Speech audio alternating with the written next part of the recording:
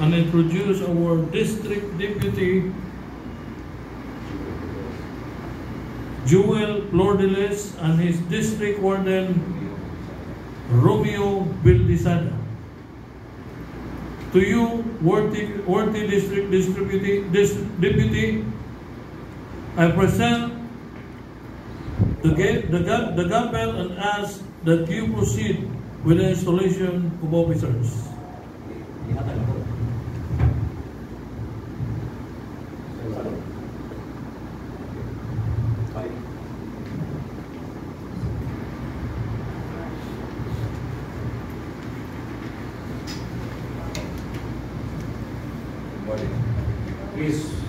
Please be seated.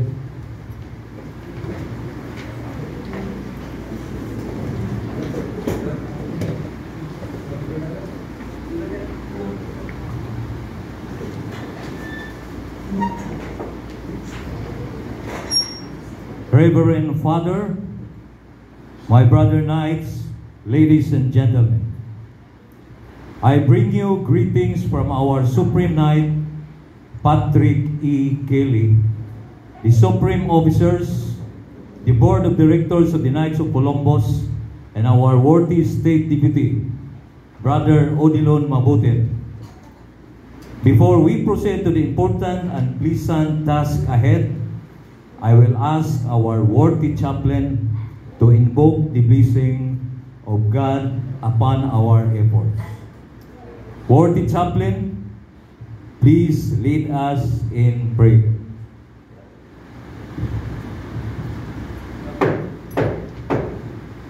Please rise.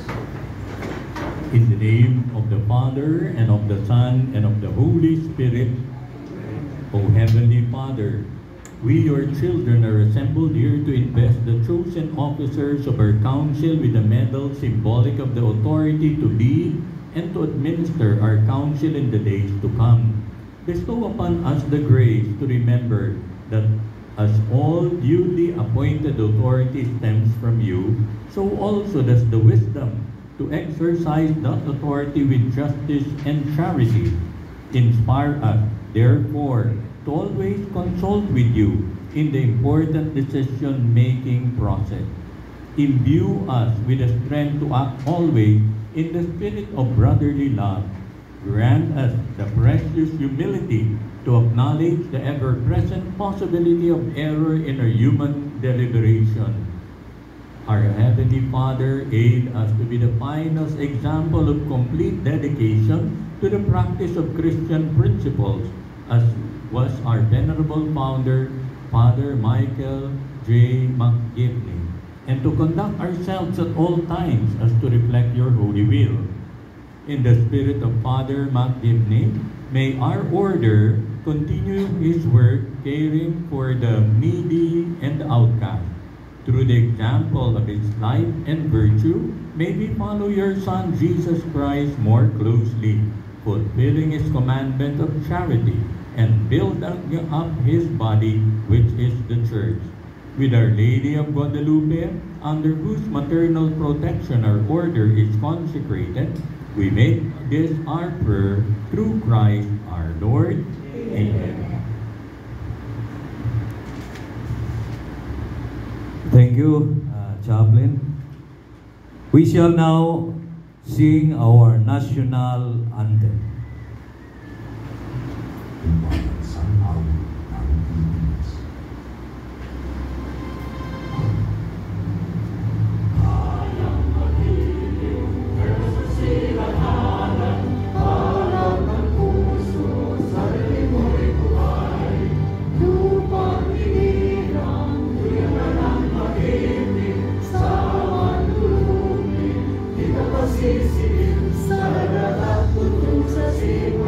Sa langit kong magang, ay lalang tula, kawit sa paglayan nila.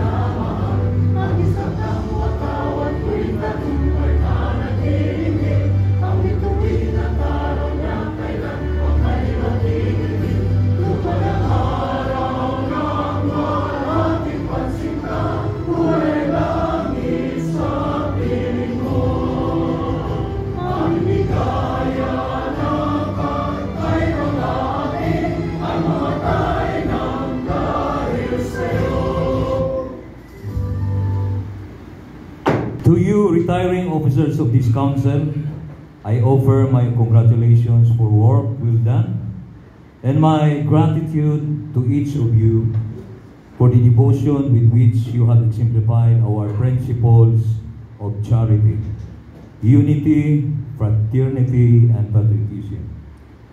To you, the council officers whom I am about to install, I express my confidence that you will add luster to your council's good works, making them even more beneficial to the church, and thereby enhancing our order's proud name. In the life of every man, there arise many opportunities to take stock of his advancement both in the spiritual and material sense, to repair omissions, to correct errors, and to plan for a brighter future. Likewise, in the life of a council, the commencement of each fraternal year provides a similar opportunity. It is a time when inventory must be taken. Past achievements, weighed and evaluated future plans, conceived and appraised. These plans must always be considered in terms of how well they will enable your council to serve your parish, to strengthen your members and their families in the faith and benefit your neighbors. May I please have the list of the officers to be installed. In heaven, we ask you to bless these medals, symbolic of the offices to which these men have been called. We pray that you will bestow upon the men who wear these medals the wisdom to exercise the leadership and authority that these symbols represent. May this council ever support the life of the church through our parish, and as a family-centered organization, may our members and their families work together to help build the common good as faithful citizens. May these medals always be worn with reverence, dignity, and grace. We ask this through Christ our Lord. Amen.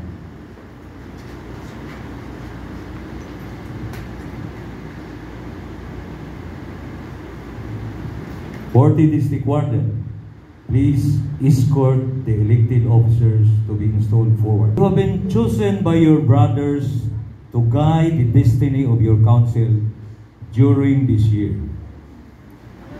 Your brothers have demonstrated their confidence that you are capable of outstanding leadership. Prove that they were correct.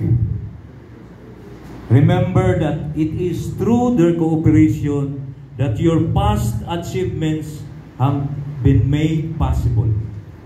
Continue to merit that cooperation by measuring all of your decisions in the light of what will be fair, just, and beneficial to them. Solicit their advice, consider it carefully, but remember always and answer, I do. Do you promise to obey the laws and rules of the order? I do. Do you promise to be a Catholic gentleman and to live your life through the practice of good works that personify the charity that evangelizes? I do.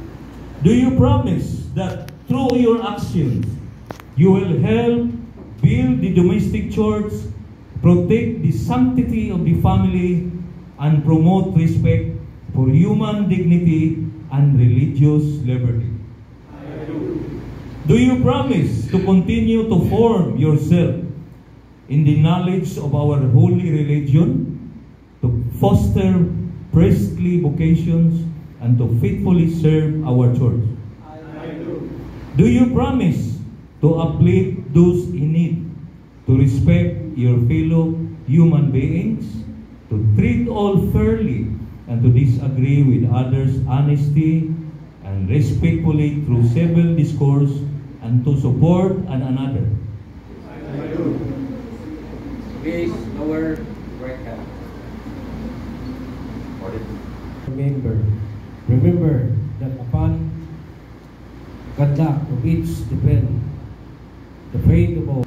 I accept your promises as given in good faith by Catholic gentlemen. Therefore, I shall now invest of you with your medal of office, a symbol of the duties and responsibilities you accept as a Knights of Columbus fraternal leader. I now ask that your wife come forward to join you for the investing ceremony and receive a token of appreciation from your council.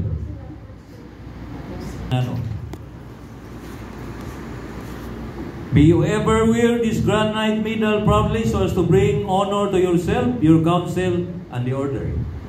Medal.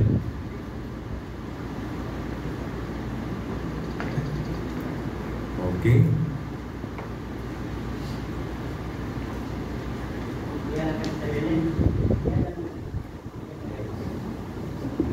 Worthy Deputy Grand Knight. Okay. May you ever wear this Deputy Grand Knight medal proudly so as to bring honor to yourself, your council, and the order.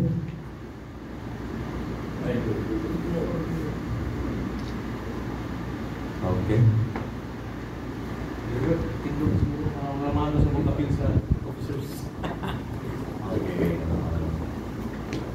Worthy Chancellor. May you ever wear this Chancellor medal proudly so as to bring honor to yourself, your council, and the order.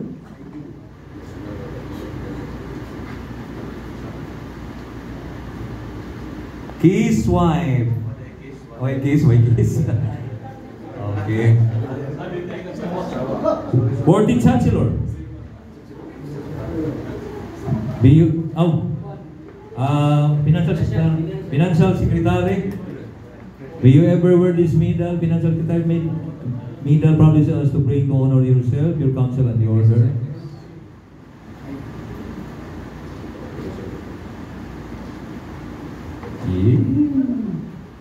Okay.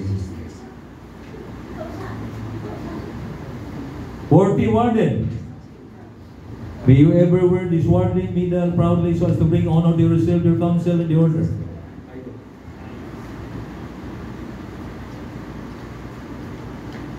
Okay, wala bang palakpakan dyan? Worthy Recorder. Okay. May you ever wear this recorder medal proudly so as to bring honor to yourself, your council, and the order? Okay. Pakpak parinti niya, kiss sa misis. Kiss sa misis. Okay. Worthy Treasurer. May you ever wear this Treasurer medal proudly so as to bring honor to yourself, your council, and the order. I do. Okay.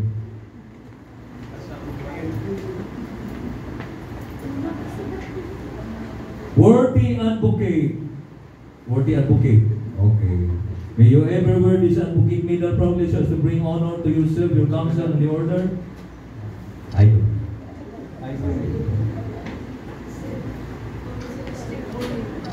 Okay. What? And kiss sa misis. Okay. Oh, kiss. Worthy Trustee. Trustee number 1, oh? May you ever wear this trustee medal proudly so as to bring honor to yourself, your council, and the order? I do. Okay. Trustee number 2. May you ever wear this trustee medal proudly so as to bring honor to yourself, a council, and the order? I do. Kiss sa misis. Okay, palakpakan.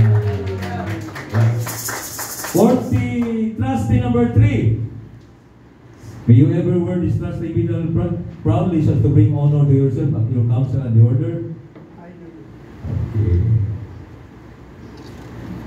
Okay. Wala bang keys? Yan. Kes. Bakit kami? Worthy lecture.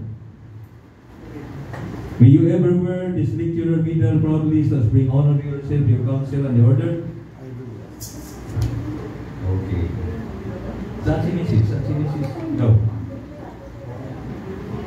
Wag tumagal. Worthy inside guard. May you ever wear this guard medal proudly so as to bring honor to yourself, your counsel, and the order? Worthy outside guard. May you ever wear this guard proudly so as to bring honor to yourself, your counsel, and the order? I do.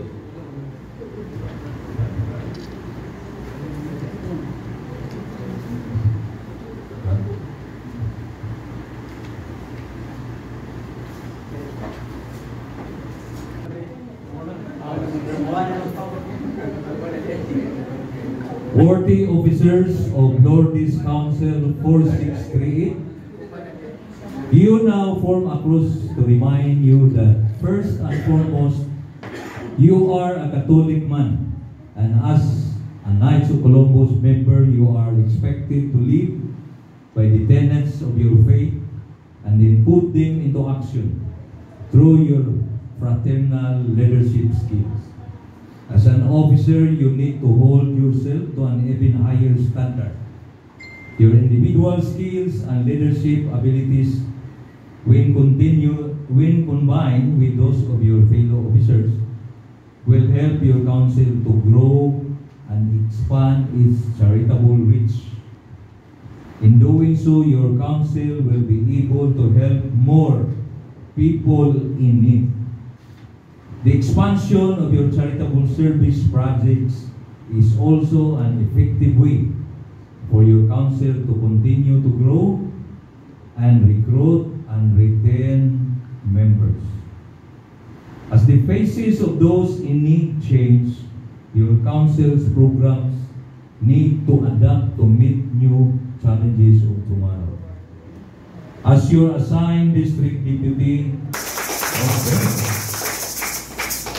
I now call upon the worthy Grand Knight, Brad Eric Maquinano, to come forward and announce the council calendar of events, or sa Tagalog pa, anong masasabi niya ngayon as newly elected comeback na rin. Comeback elite. Newly elected officers, Grand Knight of year 2025-2026. Please. Say something or announcement. My morning. Ato ang 4th degree master, Sir Knight Brad Emmanuel Breyon. Ato ang KDMPC, Sir Knight Jonas Arteaga. Ato ang worthy district deputy nga kadahangyo na to Rikyot Mubaliban, no? Sir Knight Brad Joel Nodelis. Ito pong faithful navigator sa Pardo, Brad Roming. Ito ang chaplain, Reverend Father Gio Santos. Daghan kayong salamat, Brother Knights.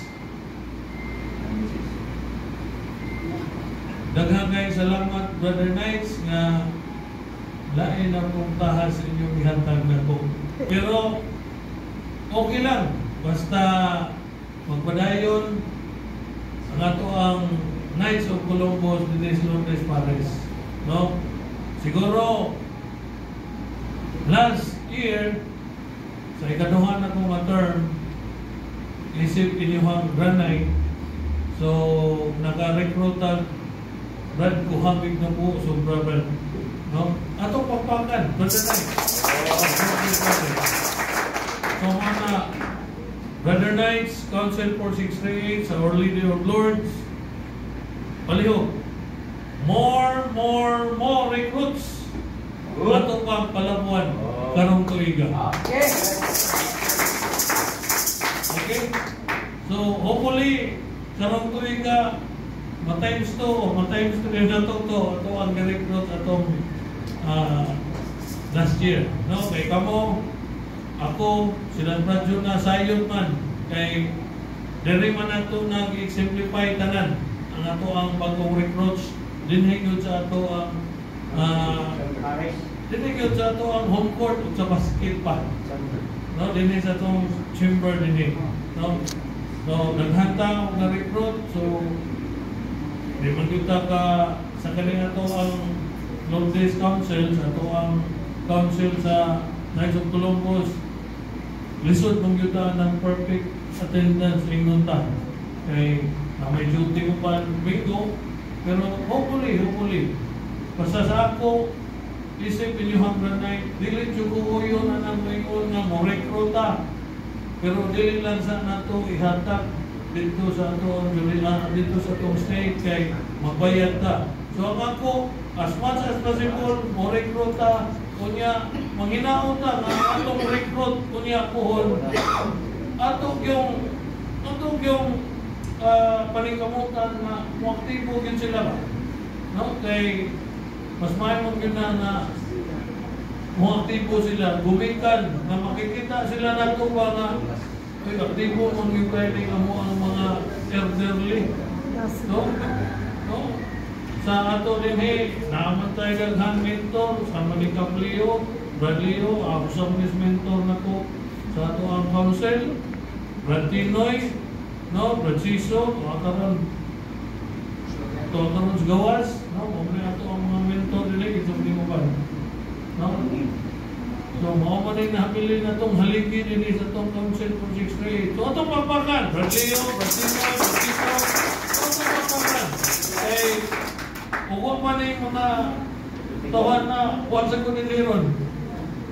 No, salamat kayo, Brad. Salamat kayo kay although sa ako nang gitan. No, sa inyong pagsalik. Daghan kayo salamat kung ginaot. Magpadayon din ato ang Lord's Council 463 kung mudaghan ka na sunod din kayo. Daghang salamat kung may buntag. Salamat, Brother Knight. Wala mo sa iyo si Tanging Usmin niya magkuha nila. Speaker. No? So, atong mangayon ang mensahe sa atong mga dagko sa Bisaya.